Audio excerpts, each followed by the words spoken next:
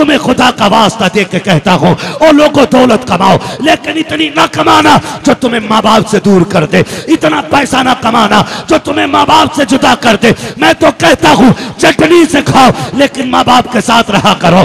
उम्मत मुस्लिमा के नौजवानों से मेरी दर्दमंदाना अपील है। नौजवानों, डॉक्टर इकबाल ने कहा था, गलत रविश से मनाजिल का बहुत बढ़ता है, मुसाफिरों रविशे कारवां बदल डालो। हम जिस रविश पे चल रहे हैं वो रविश हमको तबाही की तरफ लेकर के जा रही है। हम जिस राह पे चलने लगे हैं वो हमें बर्बादियों के मुसलसल करीब करती जा रही है। और दुनिया है कि एक के बाद एक हमारी लाशें गिरा करके मुस्कुरा रही है, एक के बाद एक जनाजा इकट्ठ उठवा करके लोग खुश हो रहे हैं। और कुछ तो ये सोचते हैं कि बच्चों को घेर करके, बांध करके, मार के कि हमने इस्लाम पे फतह हासिल कर ली है। तो मैं पूरी दुनिया कुफ्र को चैलेंज करता हूं। आज तो करोड़ों में इस्लाम के चाहने वाले हैं, आज अरबों में इस्लाम के चाहने वाले हैं। इस्लाम का तब कोई कुछ ना बिगाड़ सका जब 313 निकल करके मैदान बद्र में आए थे। लेकिन मैं नौजवाना ने इस्लाम से गुजारिश करूंगा, फतह इस्लाम ही की होनी है, लेकिन दुआ ये किया करो, अल्लाह इस्लाम के चाहने वालों में हमारा नाम रखे। ये भी एक बहुत बड़ी बात है, वरना रब का साफ ऐलान है, अगर तुम मुझसे वफा नहीं करोगे कि मैं तुमों को हटा करके तुमसे बेहतर लोग तुम्हारी जगह पे ले आऊंगा। आपको क्या लगता है कि फिलिस्तीन में जो जनाजे, जो लाशें, जो भूख, जो प्यास है, वह अहले फिलिस्तीन का इम्तिहान है? मुझे बताएं, वो तो हंस हंस के रब रसूल के नाम पे जाने दे रहे हैं। उनका किस चीज का इम्तिहान है? गोया ऐसा लगता है उन्हें घुट्टी में शहादत का इश्क पिलाया गया है। वो तो डरते ही नहीं है, फिर आजमाइश किस चीज की है? सच पूछो तो इम्तिहान या तो तुम्हारा है और या मेरा है। बहुत गौर से मेरी बात सुनिएगा, अंदाज़े बयां मेरा बहुत शौक नहीं है, शायद कि उतर जाए तेरे दिल में मेरी बात। इम्तिहान या तो आपका है या इम्तिहान हमारा है। बहुत तकलीफ होती है, बहुत दर्द भी हुआ।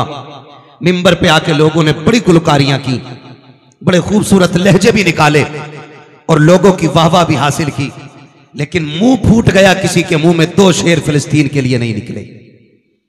क्यों? क्योंकि हमें पढ़ने वो शेर थे जिसे लोग सुन के हमें दौलत से नवाजें। काश 2 शेर दुआ के फिलिस्तीन के हक में पढ़े जाते। अगर दुनिया को अच्छे लगते हैं शेर तो ये इनाम देती है, लेकिन जो शेर खुदा को अच्छे लगते हैं फिर बदले में जन्नत में मकाम अता फरमाया करता है। बहुत रोना आया इस बात को लेकर के भी, हमारे मिंबर भी खाली रह गए, हमारी महराबें भी खाली रह गई। मैं ये नहीं कहता आप भी मुजरिम हैं, मैं कहता हूं हम भी कहीं ना कहीं मुजरिम हैं। लेकिन नौजवानों गुजारिश है, अगर सुबह का भूला शाम को घर वापस आ जाए तो उसे भटका हुआ नहीं कहा जाता है। अभी जिंदा है तो अभी वक्त है हमारे पास, अभी सांसें चल रही हैं तो अभी वक्त है हमारे पास, अगर अभी होश और दिमाग काम कर रहा है तो अभी वक्त है हमारे पास। लेकिन क्या करूं, अफसोस के साथ मुझे ये भी कहना पड़ रहा है, मैं उस कौम से खिताब कर रहा हूं, मैं इस कौम से दर्द की भीख मांग रहा हूं जिसके दिल में अपनों के लिए दर्द ना हो। मैं उस कौम से हमदर्दी की बात कर रहा हूं जो अपने रिश्तों को रिश्ते ना समझ के नजरअंदाज करके आगे बढ़ने का ख्वाब देखती हो। मुझे तकलीफ भी रहती है इस बात की कि हम जिस रविश पे चले हैं ना, एक भूख लगी है, पैसा पैसा पैसा। इस पैसे के लिए बाप ने बेटे को छोड़ दिया, बेटे ने बाप को छोड़ दिया, भाई ने भाई को छोड़ दिया, भाई ने बहन को छोड़ दिया, औलाद ने माँ बाप छोड़ दिए, सिर्फ इस दौलत की खातिर। जबकि इस दौलत की औकात सिर्फ इतनी है, आंख बंद हो जाए तो कोड़ी भर तेरे काम की नहीं रह जाएगी। आज जो एक खुमार चढ़ा है, मैं कमाई का मुनकिर नहीं, मैं मेहनत करने वालों के साथ खड़ा हूं और मैं कहता हूं नौजवानों कमाओ, और इतना कमाओ कि तुम किसी पे बोझ न बन सको बल्कि दूसरों का बोझ उठाने के लायक बन जाओ। दौलत का होना बुरा नहीं है, कारून वाली दौलत का होना बुरा है। दौलत अगर उस्मानी होना तो फिर यही दौलत जन्नत में ले जाने का सबब भी बन जाया करती है। एक एक बंदे से मेरी गुजारिश है, मेरी एक एक बात को कान खोल करके सुना जाए। मैं इस चीज का मुतमन्नी नहीं हूं कि मेरी बात पे नारे लगाए जाए, मैं ये भी नहीं चाहता हूं कि उठ के दाद दी जाए, मैं ये चाहता हूं कि कल के बाद इतनी तब्दीली आ जाए कि लोग पूछें जलसे में गए थे, कुर्स की महफिल में बैठे थे, क्या लेकर के आए हो? तो कम से कम इतना कह देना कि कल से पहले हम ऐसे थे, आंख खुलती थी तो दुनिया ढूंढते थे, जब से महफिल से उठ के आए हैं, जब आंख खुलती है तो हुजूर का दीन तलाश करने लग जाया करते हैं। कम से कम इतनी तब्दीली आ जानी चाहिए। और नौजवानों, आजमाइशों का साथ जिंदगी भर रहना है, जिंदगी भर आजमाइशों का साथ रहना है, जिंदगी भर माफ कीजिएगा। सबसे बड़ी बात तो यह है कि मोहब्बतें बांटने के लिए दिल का फराग होना जरूरी है, दिल का फराग होना जरूरी है। यानी जब दिल बड़ा होता है तब मोहब्बतें तकसीम होती हैं, जब दिल तंग होते हैं तो मोहब्बतें बड़ी तंग रह जाती हैं। मैं मिसाल के तौर पे आपको समझा दूं। गिलास एक बर्तन है, गिलास जानते हैं ना?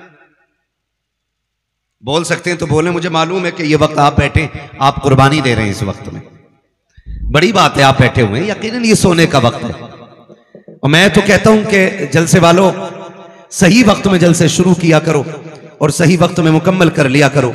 सही वक्त वो होता है कि सुबह उठ के लोगों को फजर भी मिल जाए और मजदूरी करने वालों को हलाल रोजी कमाने का वक्त भी मिल जाए, ये सही वक्त होता है। फिर भी माशाअल्लाह बड़े अच्छे वक्त से आपकी महफिल चल रही है, जितने नाम थे और जितने शुरा और खुतबा हैं उस हिसाब से बहुत अच्छे वक्त से इंशाअल्लाह महफिल मुकम्मल होनी है तवज्जो सारे लोगों की। गिलास जानते हैं ना? गिलास क्या होता? खाना बनता है ना गिलास में।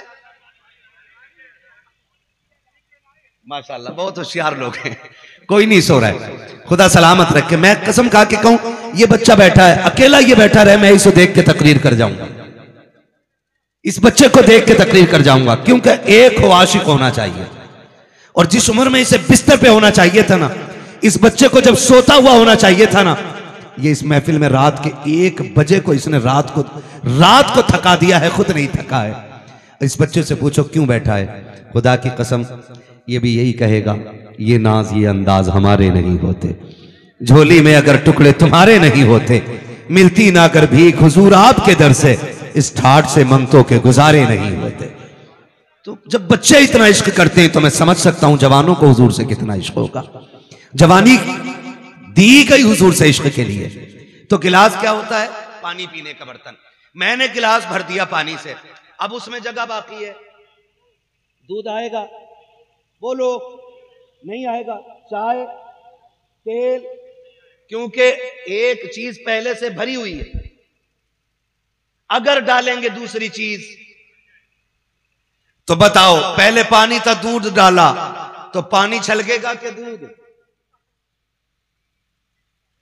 सलामत रहें, इनके बाल धूप में सफेद नहीं हुए, तजर्बे में हुए। फरमाया भाई ने कि मिक्स दोनों चीजें छलकेंगी, दोनों चीजें छलकेंगी। तो मेरा कहने का मतलब यह कि गिलास एक बर्तन है, उसमें एक चीज डाल दो दूसरी फिर नहीं आती है। इसी तरह दिल भी एक बर्तन है, इसमें 2 चीजों में से एक चीज रहेगी, या तो इसमें दौलत रहेगी या इसमें मोहब्बत रहेगी। एग्री है इस बात में? या तो इसमें दौलत रहेगी या इसमें मोहब्बत रहेगी। अब दोनों का फर्क देखिए। यही दिल था जब हम छोटे थे, अल्लाह ने हमें 2 बहनें दी थी और 2 भाई दिए थे। हम 2 भाई स्कूल जाते थे, हर बंदा इसको अपनी कहानी समझे, मैं समझाने के लिए ये बात कह रहा हूं। हम स्कूल जाते थे, एक भाई का स्कूल पूरब में था, दूसरे भाई का स्कूल पश्चिम में था। मां गरम गरम खिचड़ी बना के रखती, एक भाई आ जाता, मां कहती बेटे घी से खा ले, तो वो कहता नहीं, जब तक बड़ा नहीं आ जाएगा उस वक्त तक नहीं खाना है, मुझे अपने भाई के साथ खाना खाना है। मां कहती थी बेटे ठंडा हो जाएगा, तो बेटा कहता था मां ठंडा हो या गरम, जब तक भाई के साथ ना हो ना ठंडे में मजा आता है ना गर्म में मजा आता है। हम अपने भाई को छोड़ करके एक वक्त का खाना नहीं खाते थे, और वो भूल गए दिन कि जब हमें स्कूल जाना होता था तो हमारी बहन हमसे पहले उठती थी, उठ करके हमारी ड्रेस तैयार करनी, हमारा बैग तैयार करना, हमारे जूते पॉलिश करके रखना, हमारे मुंह से धुल करके हमारे पास रख देना। ये मोहब्बतें थी। लेकिन आज माफ कीजिएगा, कल अगर बचपन में कोई छोटे भाई पे हाथ उठा देता था, 9 साल के भाई को किसी 18 साल के ने मारा है, तो 11 साल का भाई जाकर के गिरबान पकड़ के कहता था तेरी हिम्मत कैसे हो गई मेरे भाई पे हाथ उठाने की? आज बड़ी जुर्रत से कहना चाहता हूं, जिन भाइयों के लिए हम अपने कद से तोने कद वालों से लड़ जाया करते थे, आज उसी भाई के कान पे तमंचा लेके हम ही खड़े हो जाते हैं। आज उसी भाई के खून के प्यासे हम बन गए हैं। कल जिसके बगैर एक वक्त का खाना गवारा नहीं था, आज क्या हो गया है कि उसी भाई की सूरत देखना गवारा नहीं कर रहे हैं। मुझे बताओ तो शकी नौजवानों, कल जिसके बगैर एक मिनट हम खेल नहीं सकते थे, आज उसके बगैर जिंदगी गुजार रहे हैं। वजह क्या है? बड़ी कोशिशें की हैं, तो मैं इस नतीजे पे पहुंचा हूं कि जब हम छोटे थे तो दिलों में प्यार रहता था, दौलत को नहीं जानते थे। जब से जवानी की दहलीज पे कदम रखा है और दौलत को जाना है, और जब से दौलत दिल में आई है तब से रिश्ते निकल गए हैं। आओ मैं कहना चाहता हूं, अगर रिश्ते बढ़ाने हैं दौलत जेब में रखा करो, मोहब्बत अपने रिश्तों की दिलों के अंदर रखा, तभी ये रिश्ते चल पाएंगे, वरना रिश्ते नहीं चलने वाले। मेरे अजीजों, खुदारा दौलत जेब में रखनी है, रिश्ते जोर से रिश्ते दिल में रखना है। आज तो बड़ी कंजूसी का मसला है, बड़ी कंजूसी का मसला है। पहले का दौर कितना अच्छा था, लोग कहते थे मेहमान आ रहा है, मेहमान आ रहा है, चलो साथ खाएंगे मेहमान, लाओ बेटी दस्तरखान और वसी कर दो, हमारे घर मेहमान आ गया है। और आज खाता हुआ बंदा और कोई मेहमान आ जाए, क्या बेटी उठा जरा बाद में खाएंगे, पहले इनसे निपट लें। ये दौर है। पहले मेहमान का इंतजार करके लोग खाते थे, आज जाने का इंतजार कर रहे हैं। और फिर कह रहे मौल साहब तावीज दे दो, मजार पे लाल धागे 17-18 बांध दिए, बरकत नहीं आ रही। खाली डोरे बांधने से अगर बरकत आ जाती ना, तो फिर कोई काम करने की जरूरत ही नहीं थी। सीधी सी बात, अल्लाह ने कुछ उसूल मुकर्रर किए। जब से दिल तंग हो गए, अल्लाह ने दस्तरखान समेट दिए। मुझे बताओ, आज खेती में कितना गल्ला हो रहा है?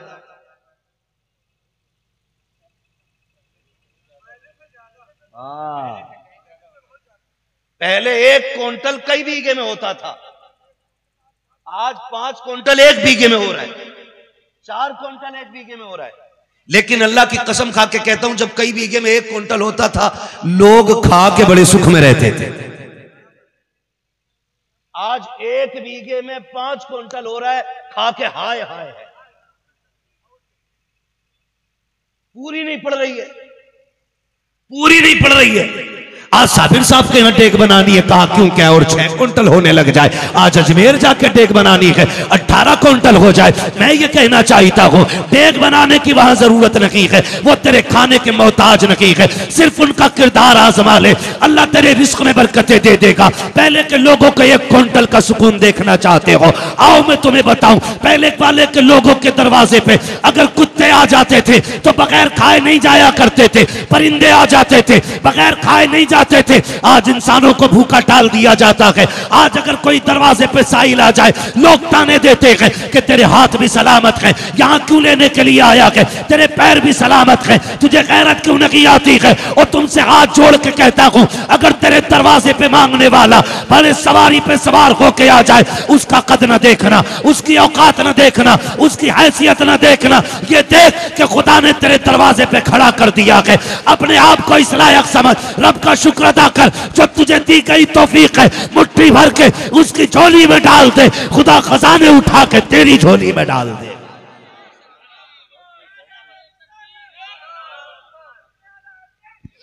हेलो, नारे तकबीर, नारे तकबीर, नारे रिसालत, नारे रिसालत, उर्से मुक़द्दस, मसलके आला हजरत, मसलके आला हजरत, नारे तकबीर, नारे रिसालत।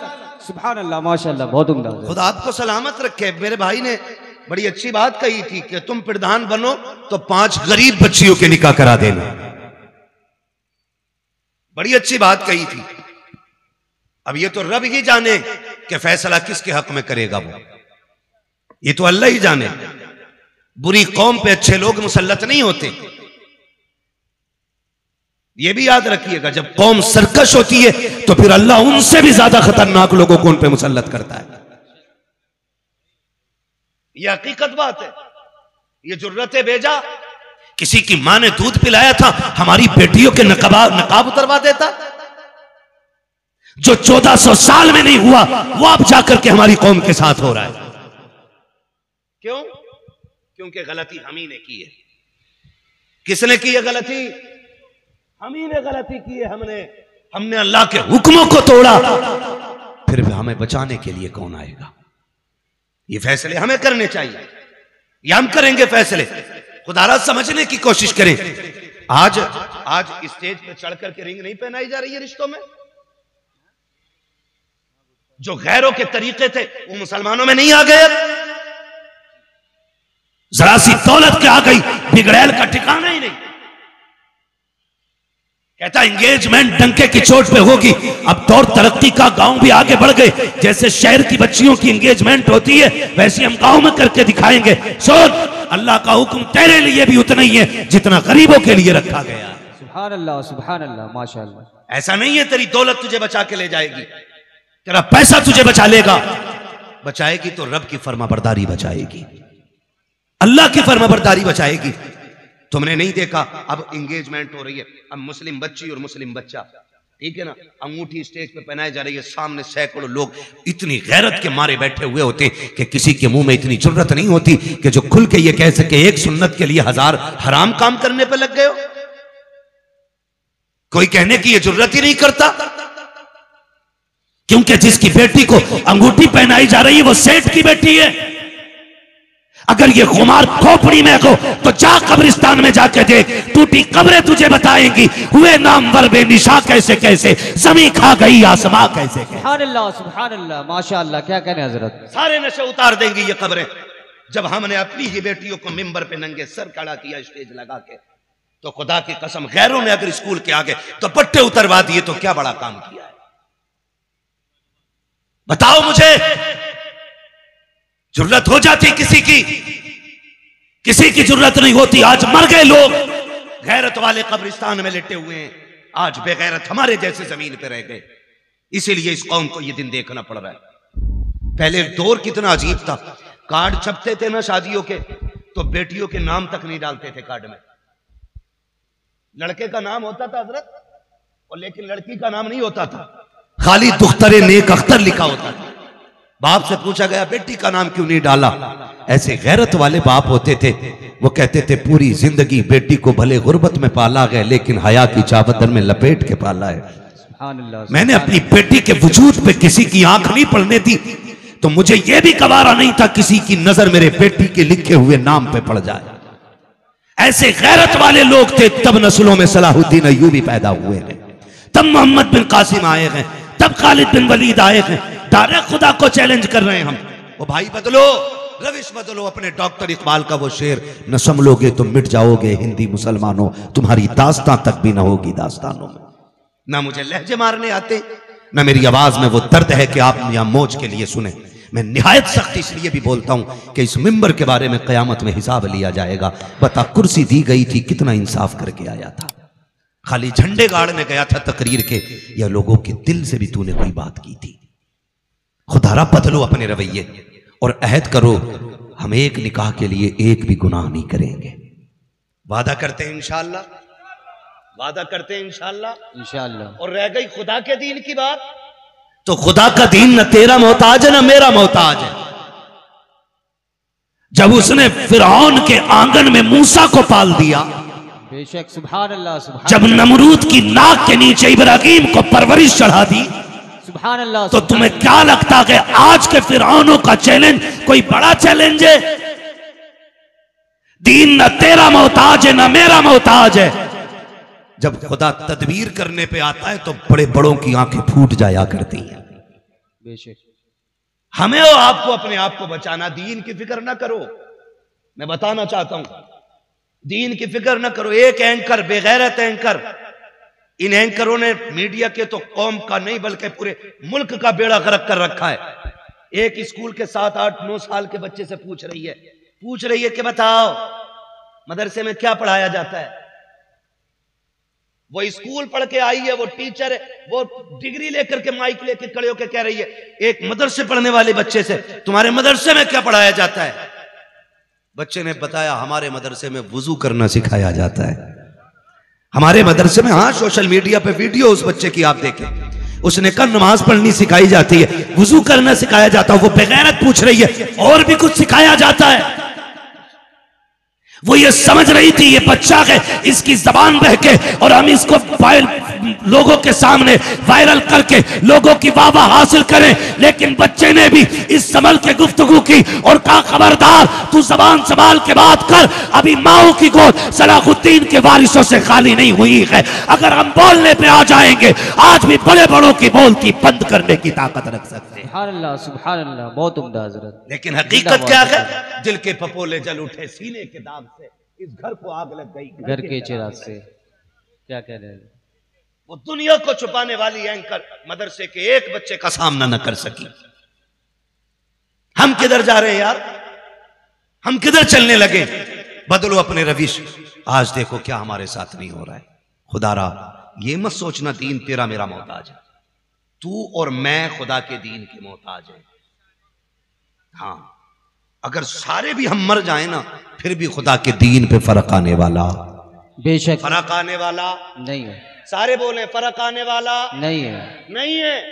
आप जानते हैं और दुनिया जानती है, जब नमरूद को पता चला था कि कोई बच्चा पैदा होने वाला है कि जो मेरी सल्तनत के लिए हानिकारक साबित होगा, नुकसानदेह होगा, मेरी सल्तनत की तबाही का सबब होगा, उसने कहा मैं हूं बादशाह, काट दूंगा सारे बच्चों को। हजारों नहीं लाखों बच्चे कत्ल कराए। लेकिन जब खलील की विलादत की बारी आई, रब ने उनकी मां को हुक्म दिया कि जाओ बस्ती छोड़ो, गार में जाके मेरे खलील को जन्म दो।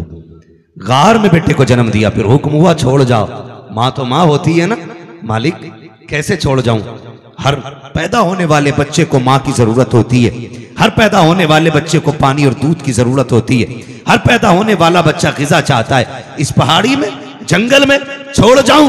कुदरत की आवाज आई, जब हमने इसको रखने का फैसला किया है तो अब किसी शय में ताकत नहीं है जो हमारे खलील को कुछ नुकसान पहुंचा सके। सुभान अल्लाह, सुभान अल्लाह। और अल्लाह के खलील की अम्मी छोड़ के आ गई, लेकिन बेकरार थी, करवटें बदलती रही। एक दिन, 2 दिन, 3 दिन हो गए, बेटे की याद आती रही, इतनी बेकरार। इधर पैरे इतने सब, इधर जांचें चल रही हैं, तलाश जारी है, ढूंढो, मारो बच्चों को जो भी पैदा हो। कोई बच्चा बचना नहीं चाहिए, कोई नहीं बचना चाहिए। अल्लाह के खलील की अम्मी की जिंदगी देखे, शशो पंज में के न रात को नींद है न दिन को सुकून है। माँ तो माँ हुआ करती है, खुदा की कसम। अगर तेरी मेरी माँ के सीने में इतना दर्द हो सकता है कि बेटा 7 समंदर पार सऊदी में है, माँ इस इलाके के अंदर एक किसी कोने के टूटे हुए छप्पर के नीचे होती है, अचानक रात को माँ की आंख खुल जाती है और उठ के बेकरार से टहलती है, कभी पानी पीती है, कभी हवा करती है। सुबह होते होते कहती है, सुनो जी जरा जल्दी से मेरे बेटे का फोन लगा दो। शोकर पूछता है क्या हुआ है? कल लगता है मेरा बेटा बीमार हो गया है। कहा तुझे कैसे पता चला? कि रात से मेरा दिल बेकरार है। खुदा की कसम, जब इतनी बात मां कहती है और फोन बेटे को लगाया जाता है, हर बेटा इस बात को कान खोल के सुन ले, 7 समंदर पार जाके तेरे फोन की घंटी बजती है। अचानक बेटे का फोन उठता है, उधर से मां की तड़पती हुई आवाज आती है, मेरे लाल तू खैरियत से है कि नहीं? बेटा तो छुपाना चाहता है, अम्मी मैं ठीक हूं, फिर भी मां कह देती है बेटे झूठ ना बोल, सच बता तेरी तबीयत खराब है कि नहीं? जब मां इस लहजे में बात करती है तो परदेश में दुख झेलने वाला बेटा मां के लहजे की ताब नहीं लाता, फूट के रो के कहता है अम्मी रात से मेरे पेट में दर्द था, अभी तक सुकून नहीं है। हाथ जोड़ के तुमसे कहना चाहता हूं, 7 समंदर पार बेटे के दर्द को मां ने यहां छप्पर में लेट के महसूस कर लिया है। मगर आज बेटों से पूछना चाहता हूं, जब तुम ऐसी कमरों में लेटे होते हो और करवट में एक हाथ का पंखा लेकर के बूढ़ी मां लेटी रहती है और वो रात भर पानी मांगती रहती है, उसके आवाज हमारे कानों तक क्यों नहीं आया करती है? मुझे बता तो सकी, 7 समंदर पार तू बीमार हुआ था, मां के दिल को पता चल गया था तेरी करवट में मां बीमार हुई है, तुझे आवाज क्यों नहीं आ रही है? और यार कितने दर्द के साथ ये बात कहूं, कितनी माएं तो रातों को उठी है पानी लेने के लिए, जब बेटे और बहू ने पानी नहीं दिया,